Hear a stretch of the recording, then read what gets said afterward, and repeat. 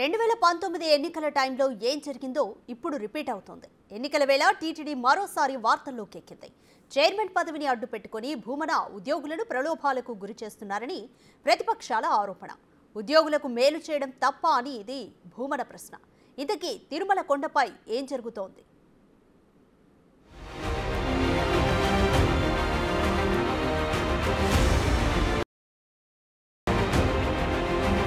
ప్రపంచంలోనే అతిపెద్ద ధార్మిక సంస్థ తిరుమల తిరుపతి దేవస్థానం. ఏడాది బడ్జెట్ 5,000 కోట్లు. ధర్మకర్త మండలికి స్వయం నిర్ణయాధికారం ఉన్నప్పటికీ అది ప్రభుత్వ నియంత్రణలోనే ఉంటుంది.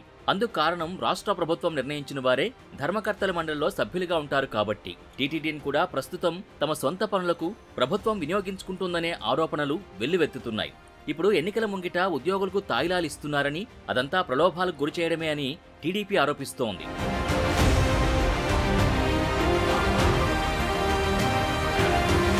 తిరుమలలో అసలేం జరుగుతోంది?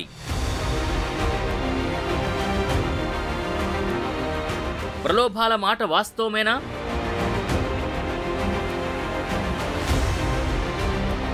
లబ్ధి చేకూరుస్తున్నది ఎవరు? 2019 ఎన్నికలకు ముందు కూడా టీటీడీ సెంట్రిక్ గా పెద్ద ఎత్తున రాజకీయాలు నడిచాయి. అప్పట్లో చంద్రబాబు కుటుంబం పింక్ డైమండ్ తీసుకుందని విజయసాయిరెడ్డి ఆరోపించారు. దేవాలయంలో అనేక అక్రమాలు జరుగుతున్నాయని అప్పట్లో ప్రధాన అర్చకుడిగా ఉండి పదవీ విరమణ చేసిన రమణ దీక్షితులు ఆరోపించారు. దానిపై అప్పటి టీటీడీ ధర్మకర్తల మండలి విజయసాయిరెడ్డితో పాటు రమణ దీక్షితులపై ఏకంగా 2 కోట్ల రూపాయలకు పరువు నష్టం దావా వేసింది.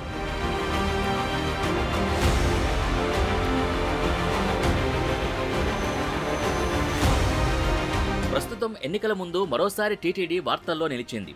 బోర్డు అదనపు ఈవోగా ఉన్న ధర్మారెడ్డి తన పరిధి దాటి ముందుకు పోతున్నారని బీజేపీ రాష్ట్ర అధికార ప్రతినిధి భానుప్రకాష్ రెడ్డి ఎన్నికల కమిషన్కు ఫిర్యాదు చేశారు. వైసీపీ ఇన్ఛార్జీల సిఫార్సు లేఖలకు సైతం దర్శనాలు చేయిస్తున్నారని కంప్లైంట్ చేశారు.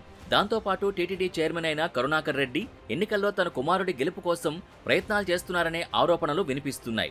ఏకంగా ఉద్యోగుల మీద ఒత్తిడి తీసుకొస్తున్నారని, ఎన్నికల ముందు తాయిలాలు ప్రకటిస్తున్నారని చెబుతున్నారు. తిరుమల ఆలయాన్ని అడ్డుపెట్టుకుని రాజకీయాలు చేయడమేంటనే ప్రశ్నలు ఉత్పన్నమవుతున్నాయి. వెంటనే ఆయన్ను చైర్మన్ పదవి నుంచి తప్పించాలని ఎన్నికల కమిషన్కు ఫిర్యాదు చేశామన్నారు.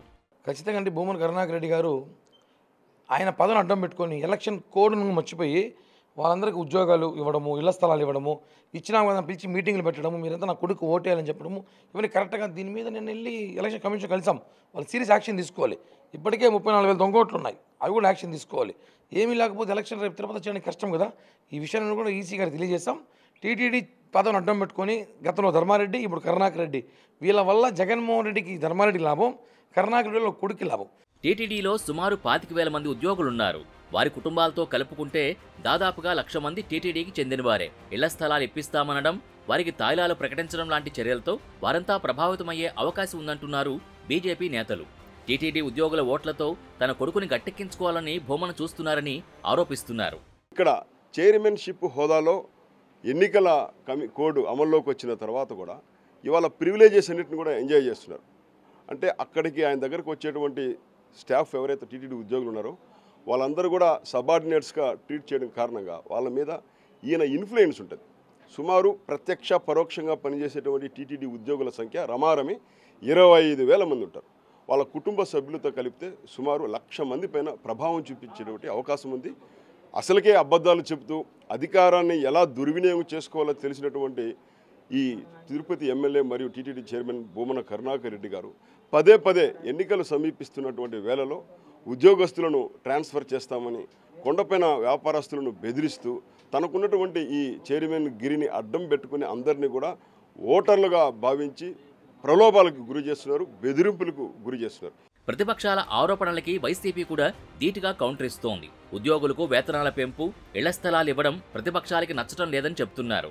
మొత్తం మీద ఈ ఇష్యూ తిరుపతిలో చర్చనీయాంశంగా మారింది.